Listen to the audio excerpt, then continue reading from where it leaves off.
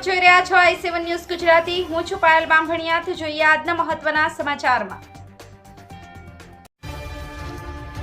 છેલ્લા 7 દિવસથી વરોડ ટોલ નાકા પર આપણા આદિવાસી ભાઈઓ અન્યાય સામે લડી રહ્યા છે અને તેમને આપણા આદિવાસી ભાઈ બહેનો પક્ષ પાર્ટી ભૂલી અને એક સાચા આદિવાસી તરીકેની ફરજ નિભાવી આંદોલનમાં જોડાઈ અને સમર્થન આપી રહ્યા છે।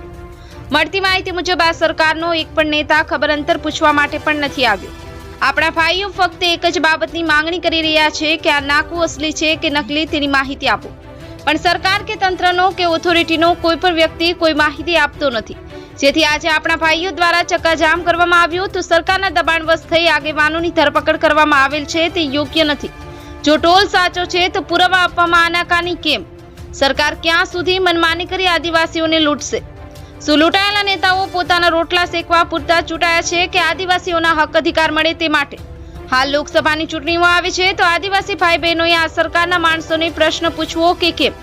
હવે હદ થાય છે। ક્યાંક સુધી આપણે આ બધું સહન કરતા રહીશું અને હજી પણ નહીં જાગીશું તો ટોલની વાત નહીં પણ પોતાના ઘરનો પણ ટેક્સ આપવો પડશે તો નવાઈ નહીં। લેન્ડ રેવન્યુ રૂલ્સ 1972ના પાના નંબર 419 પર સ્પષ્ટ ઉલ્લેખ કરેલ છે કે આદિવાસીઓને કોઈ પણ પ્રકારનો ટેક્સ લાગતો નથી। ભારત દેશ લેન્ડ રેવન્યુ રૂલ્સ પર ચાલે છે, એની અવગણના કરે તે દેશદ્રોહી ગણાય। હવે જોવું રહ્યું કે 2024ની લોકસભાની ચૂંટણીમાં આદિવાસીઓ કઈ દિશા અને દશા બતાડે છે તે જોવું રહ્યું।